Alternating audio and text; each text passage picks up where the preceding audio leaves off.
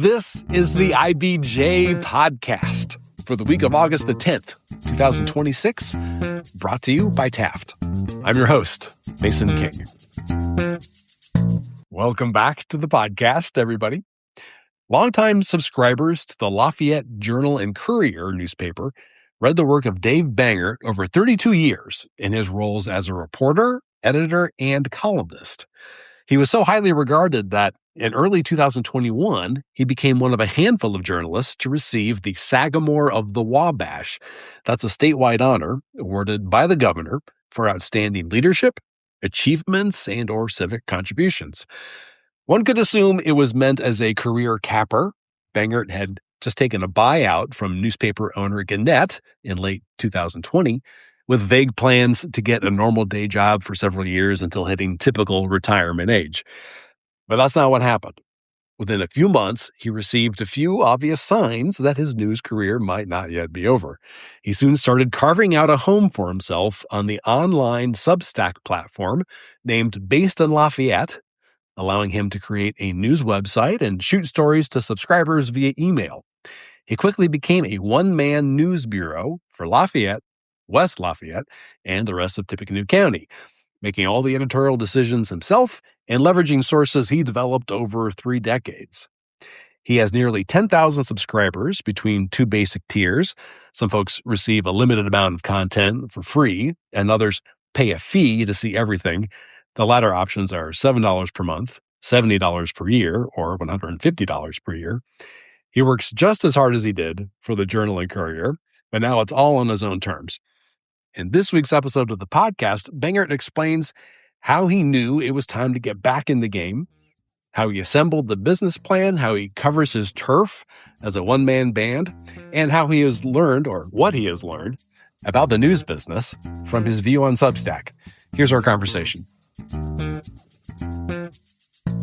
It's my pleasure to welcome to the podcast Dave Bangert, reporter and publisher of the Based in Lafayette Substack. Thanks for making time to talk via Zoom today. Thanks for calling.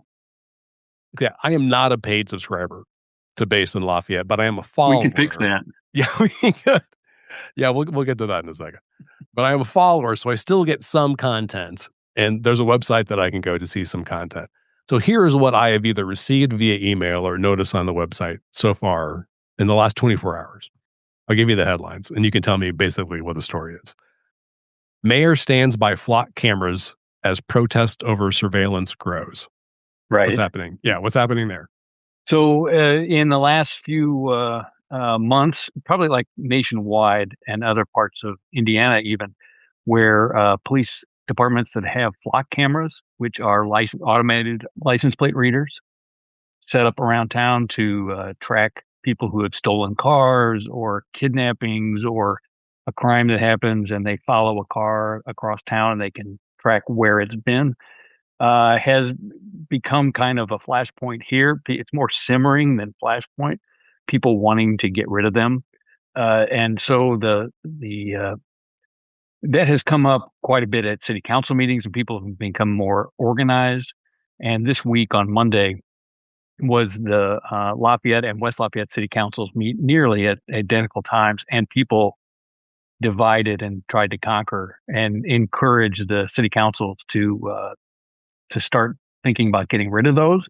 The police departments on both sides of the river are they like them quite a bit. The mayor in West Lafayette, they're actually reviewing some of their IT rules and want to review whether the data is being used properly. They've moved into kind of a let's talk about if this is working kind of mode, while also saying we really like it and it solved a lot of things that we wouldn't have solved otherwise. And in Lafayette, the mayor, Tony Rosworski, has been there since 2003, in his 6th term, was a captain at Lafayette Police Department when he retired, when he became mayor. And so he really supports investigative tools, those kinds of things. And he got up during that meeting as people were in public comment saying, we need to get rid of these things. We don't trust a third party private for-profit company using our data in some AI world. that might violate our Fourth Amendment rights and all those kinds of things. He got up and said, I think there's some misinformation out there. Here's how we're using it. Here's how we're not using it. So that was how it came about. That is, that's something that people who don't typically read what I put out came and found through Facebook or any other kind of ways, or sharing across the community. Next door is a place where people have been interested in this. Okay. There was a story about proposed data center regulations.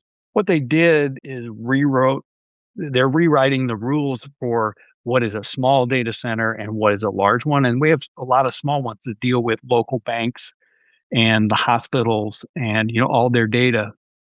So they don't want to ace those guys out, but they want to take the ones that are gigantic, that might end up taking 100 acres or 1,000 acres or whatever they're going to take, and put regulations on them that are very difficult to do it, but it gives them a path forward to possibly land one here. I mean, Tippecanoe County is about 25 miles tall and 21 miles wide, and the regulations would allow data centers that are 20 miles apart from the next closest large one, which would really put it at one for this county, potentially.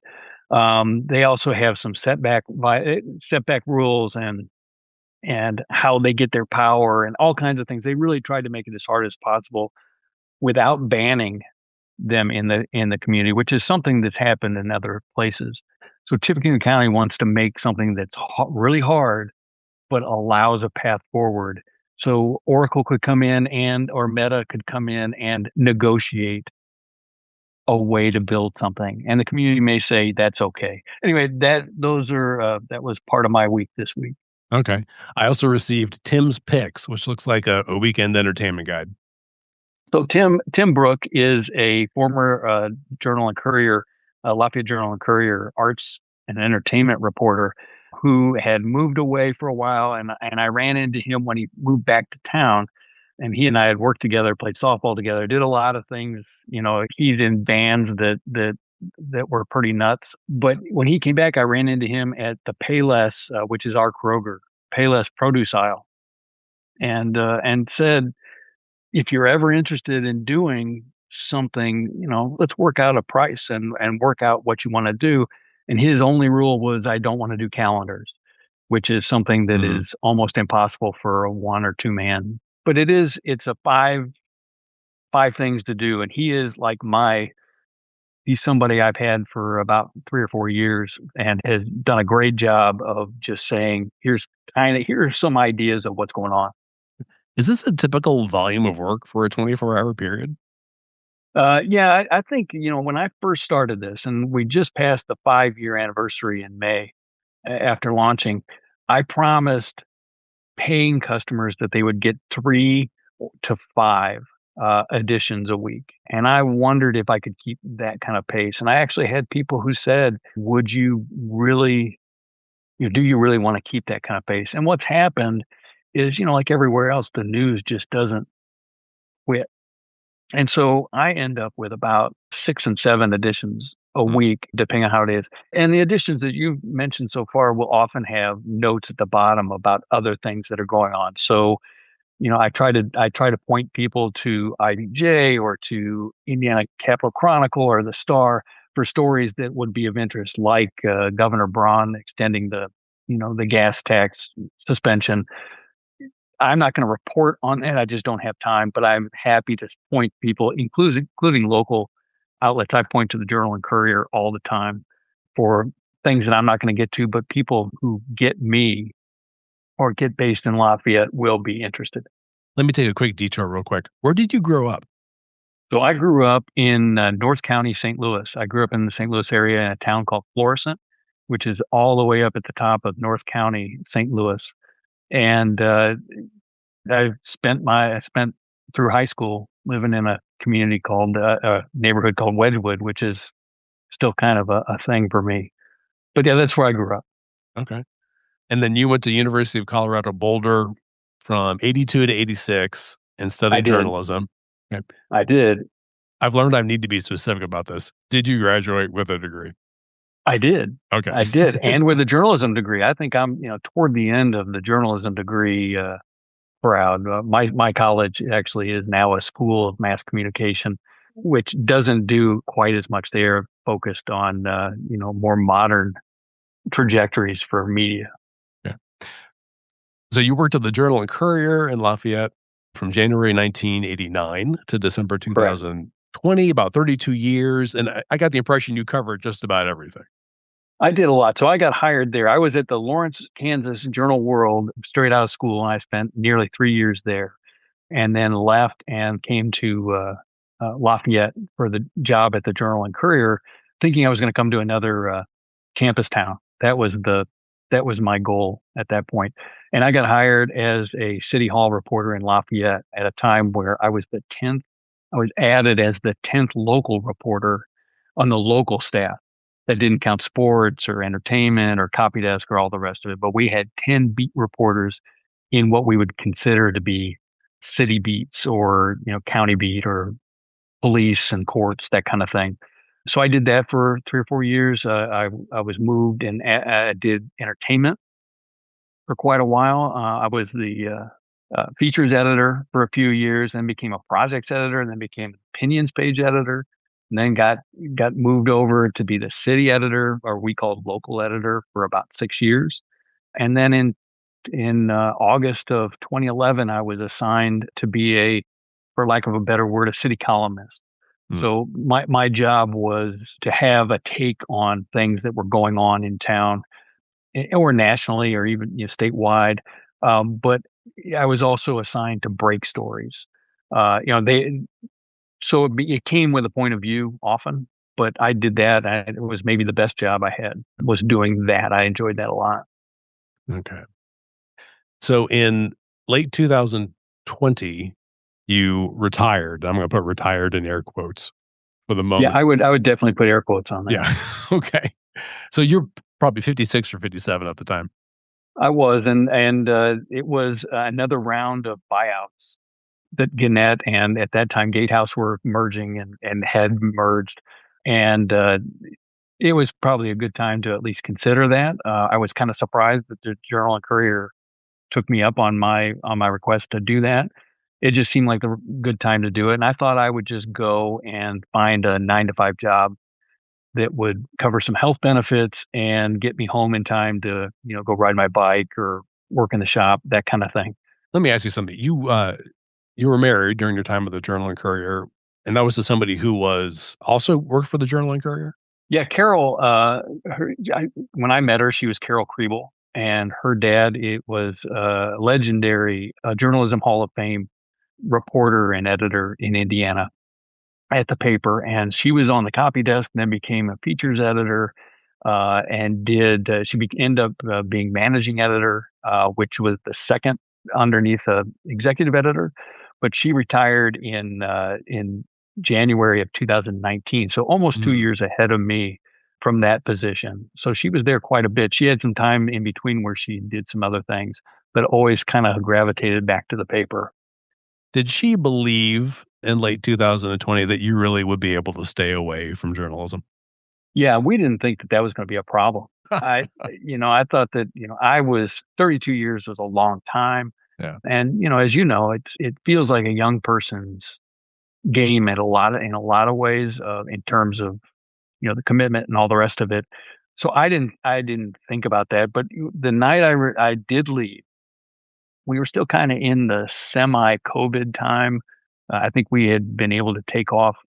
I don't know that we were on masks or off masks. I don't remember, but we went out and quiet night with some other friends, and I ran into a former city council member in West Lafayette who said, if you ever started, he didn't use the word Substack, but he was talking about a newsletter of some sort and did exactly what you're doing. Because when I left, I had basically stopped being a city columnist because we didn't have enough reporters to take care of, the meat of city councils or school boards or things that were happening in town. So I've always felt bad about having an opinion about what was happening at Purdue if we weren't covering what that was at Purdue. So how many, if you had 10 beat reporters when you started. How many beat reporters were there when you left? Well, I left. There were 7 people in the newsroom, and that's total. There would have been a couple of sports reporters, a photographer, and I guess 3 or 4 of us on the doing news. So 3 wow. maybe. Yeah. And then an editor who oversaw 3 papers, and they still do. But when I left, I was just writing as much as I could. I mean, they had stopped the opinions page, which is I ran until maybe 20. And the assignment to me at that point was quit worrying about taking care of letters to the editor and all those kinds of things, and just use that time to write. So I just wrote as much as I could in terms of reporting. So I was doing as much as I could. And this city council member said, if you did just what you're doing now, I would pay for that. And he was thinking, Substack was starting to give money to local reporting projects across the country and trying to build that market. So I knew Substack a little bit. We had a guy here in town named Kelly Dwyer who had a Substack called The Second Arrangement. And he covered NBA basketball from his home in Lafayette. And he had just had all kinds of takes. It had a lot of references to Steely Dan and epic games of the Bulls from 1982. And, he had all kinds of stuff going on. But he was one of the first people to monetize that. And I had done a Q&A with him in 2018 after he got mentioned along with a whole bunch of other people in like New York Times articles and all those. So I understood the concept. And that was just starting to kind of get a foothold. So I knew that was an option to do, but I had no desire to go back to covering city board of works and school board work sessions and, those kinds of things. At the time, I thought on December 2020, I walked out and thought, yeah, I'm done. So how did you slingshot back into it? Really, I couldn't find a good job. And that was part of it. And it was one of those things that every job I did, the people knew who I was, knew I could probably, handle whatever writing chores they had, that kind of thing. But every time they would hire for somebody, I'd know who they were and say, well, that person made sense. She definitely was better than me in that job.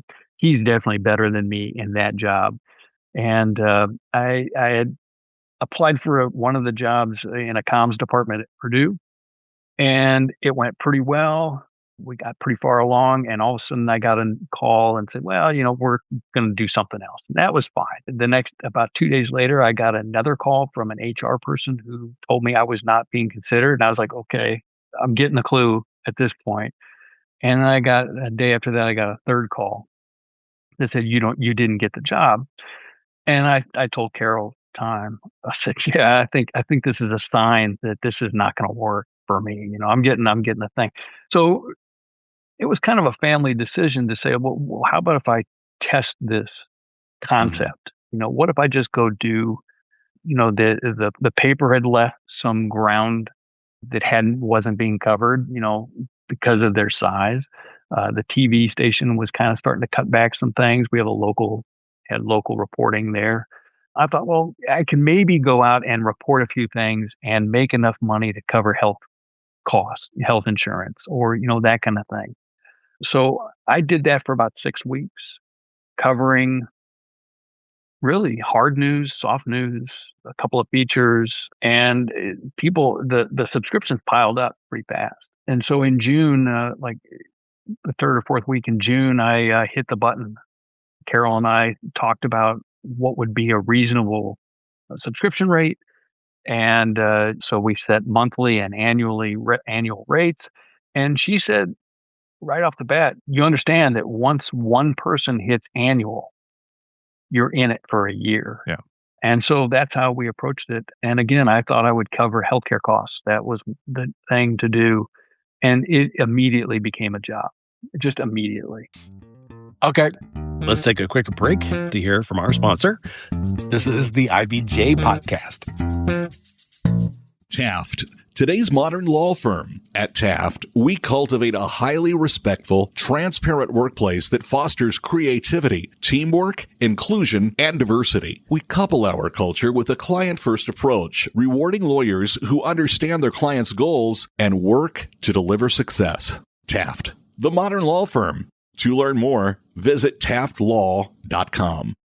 Building a home or looking to upgrade what you already have? That's where Indie Grills comes in. From fireplaces, outdoor kitchens, to entire custom patios, we bring everything together to create spaces designed for how you actually live. We work directly with homeowners and partner with custom home builders to get it right from the very start. Are you looking for inspiration? Our massive showroom on the Zionsville-Lebanon border was built to help you see what's possible. So when you're ready to elevate your space, head to indiegrills.com and connect with our team. All right, we're back with this week's episode of the IBJ podcast and my interview with Dave Banger about transitioning from a traditional reporting career to establishing his own branded news site and serving subscribers. How many paid subscribers do you have now?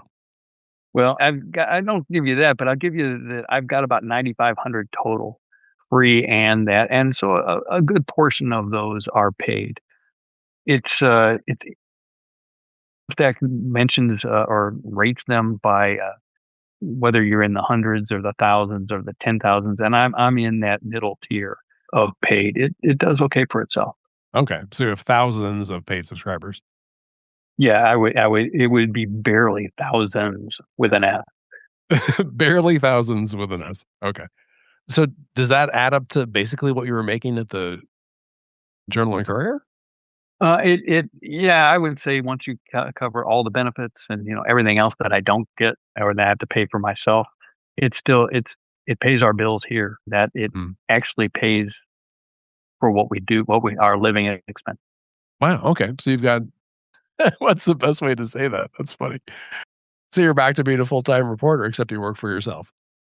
That's true, and so I still do the same thing I used to do there, which was really triage reporting. I wake up every day and think, okay, what am I not going to be able to get to? Because there's always plenty to get to, and plenty stuck in the notebook that I wake up ready to go on.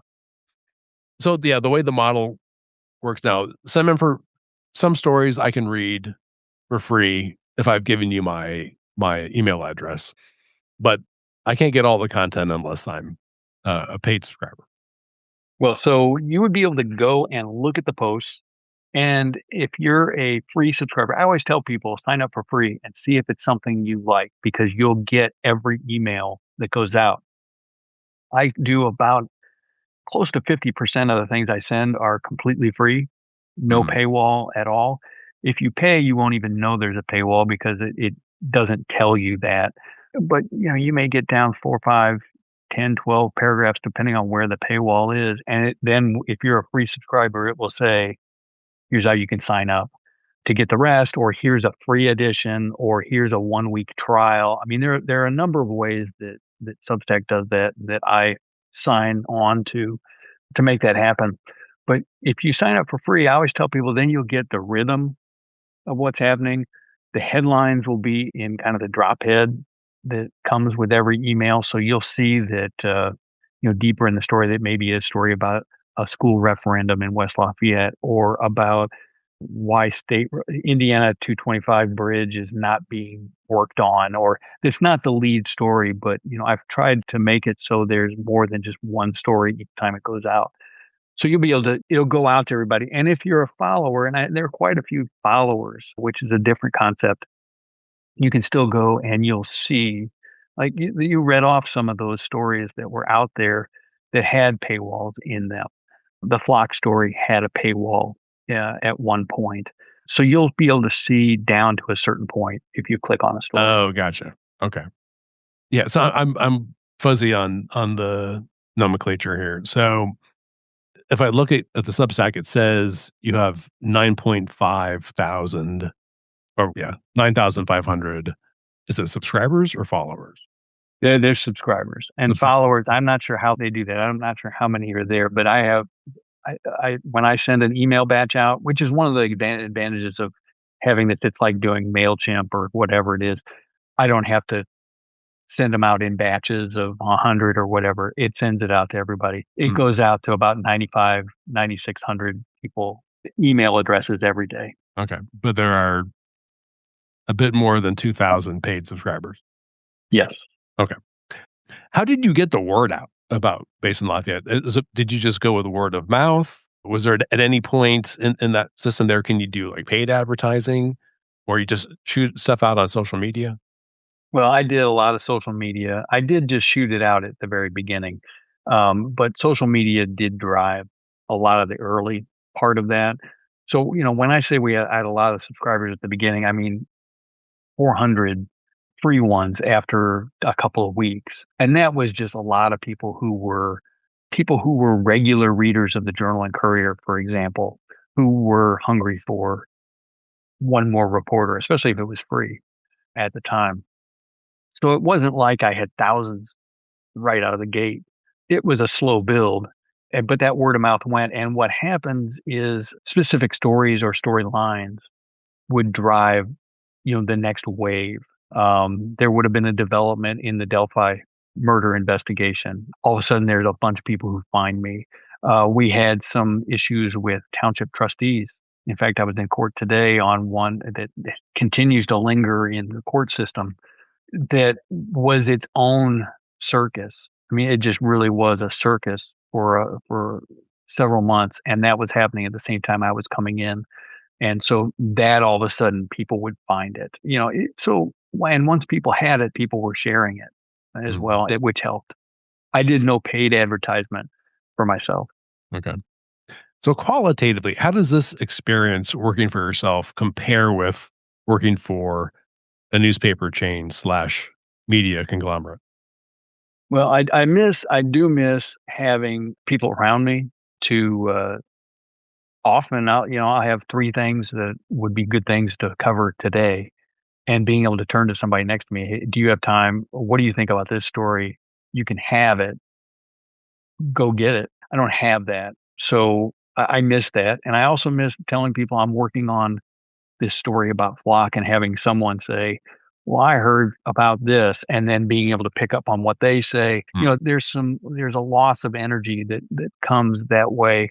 And having somebody who can really read me on the back end and say, "Yeah, did you meet have or haven't?" Just simple things like that, which is an issue for me.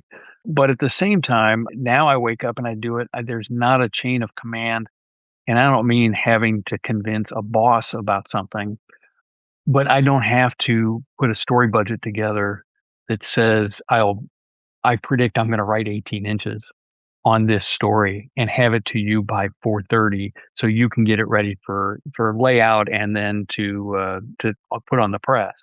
I don't have that anymore. So sometimes I go out on a story that I think is going to be major and it ends up being 150 words. And I feel comfortable relaying that 150 words. And sometimes I go to a board of works meeting and I think there's going to be nothing.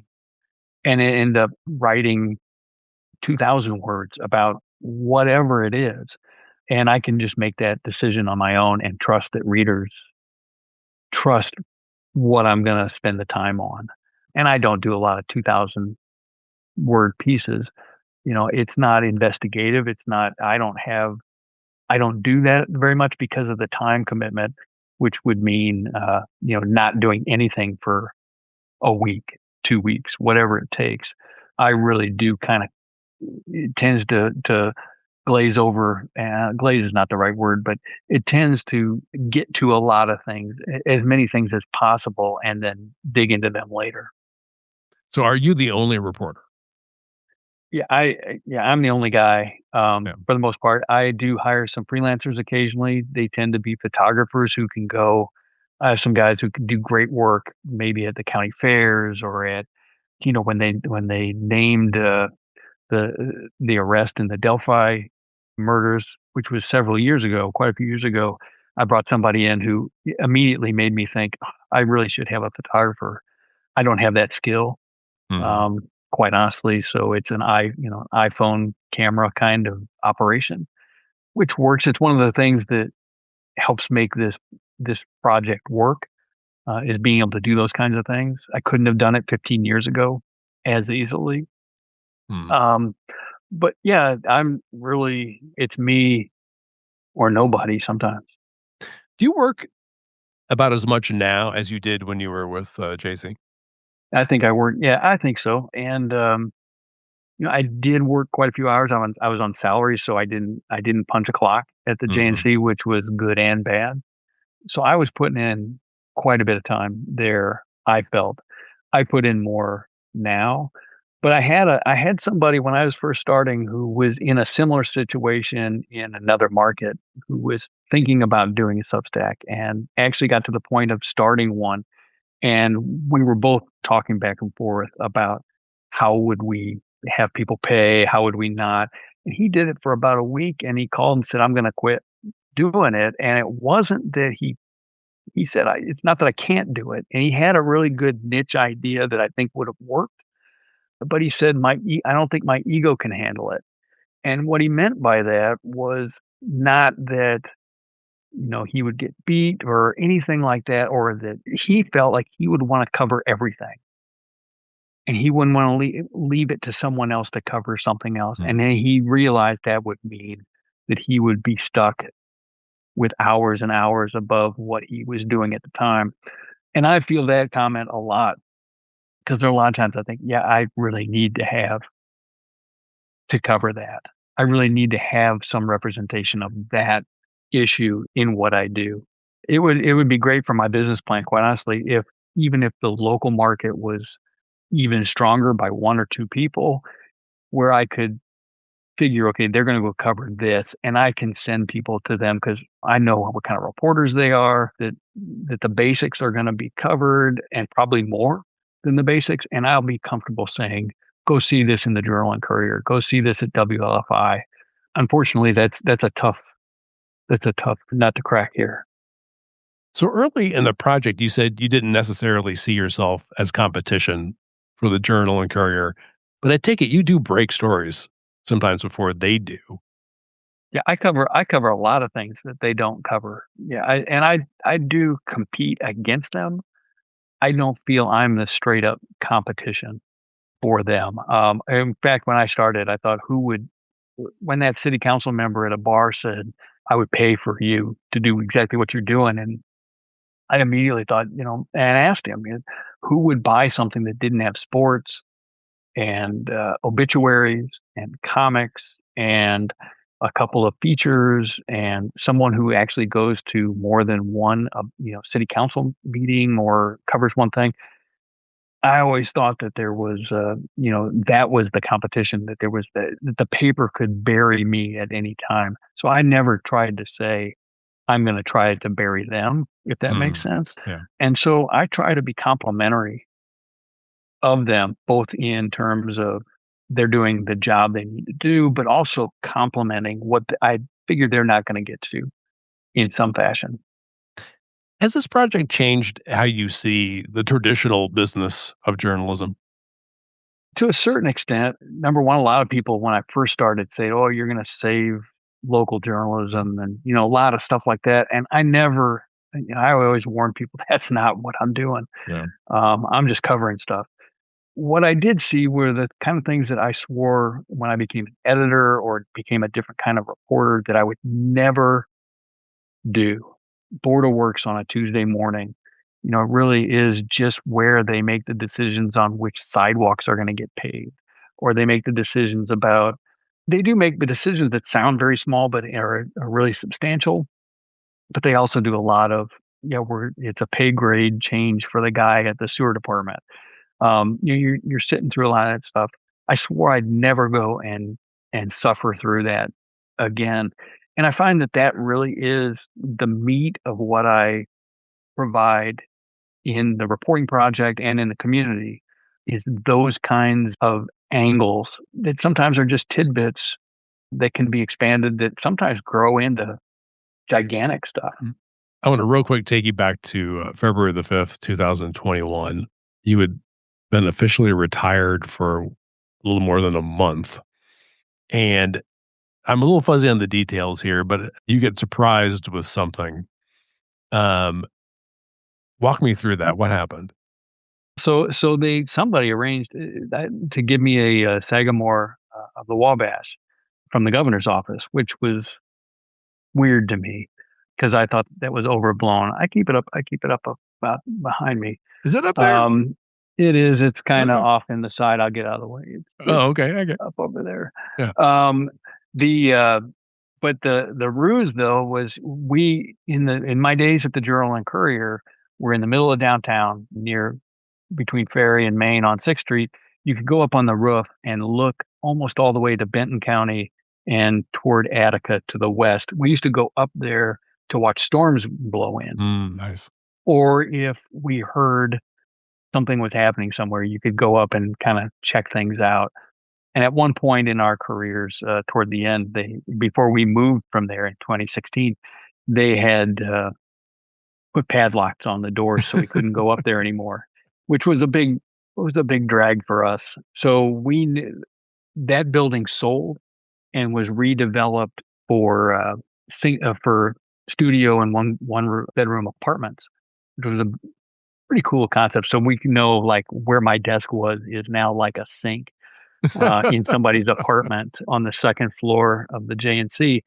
But we had arranged with the leasing folks who we know to go up on the roof. And that was kind of the ruse to go up there. And that's where they did that. We were all still wearing masks and it was like a spitty snow raining on us that night. Yeah. I think I saw some video. I think maybe like local TV had a little bit of video from it. It was kind of funny. I had to hide the beer that I was carrying. It had to have been the most miserable award presentation in the history of the Sagamore of the Wabash.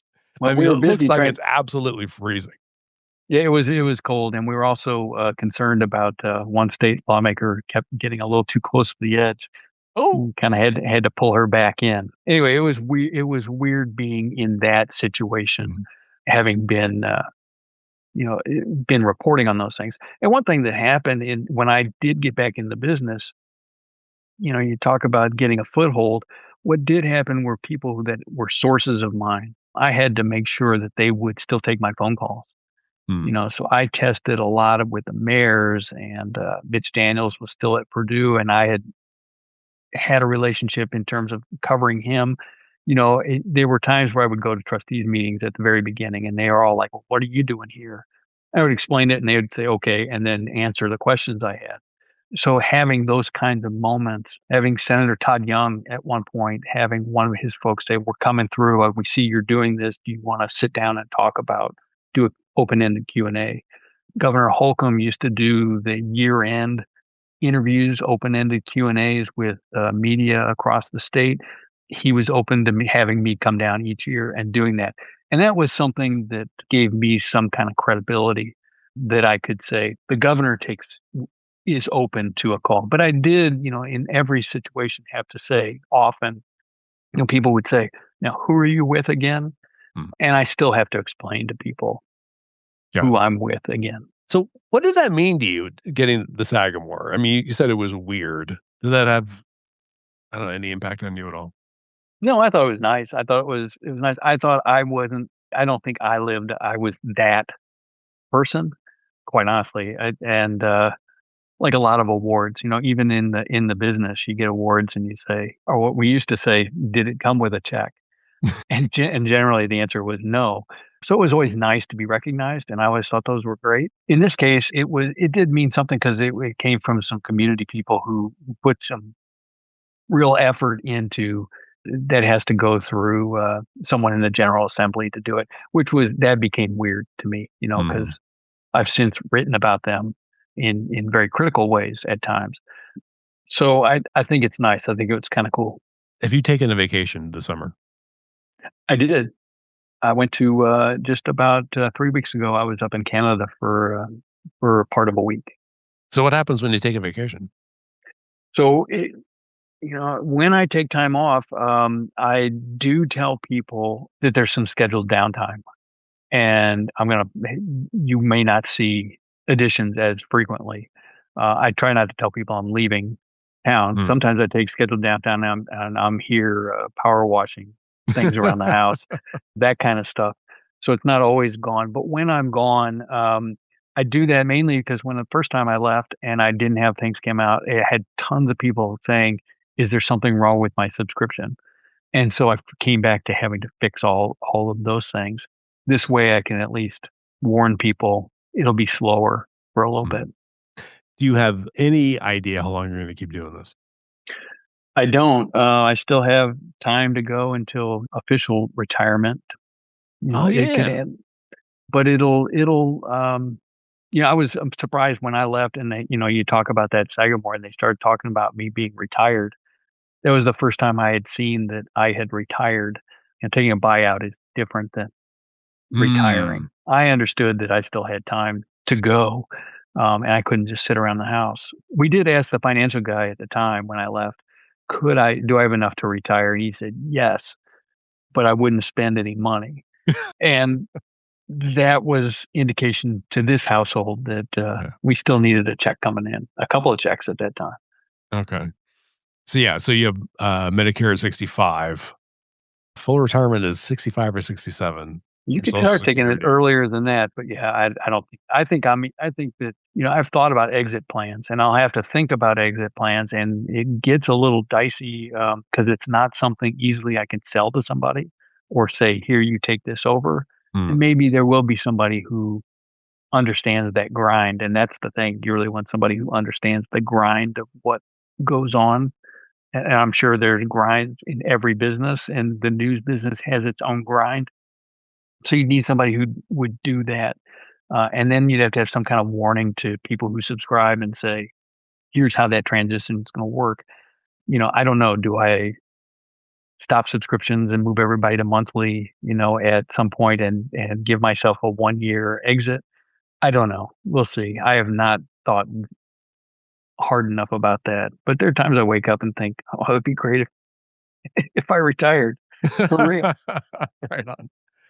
Well, I will let you get back to it, but I really appreciate you letting me know how this all works. Well, I appreciate that. And thanks for asking.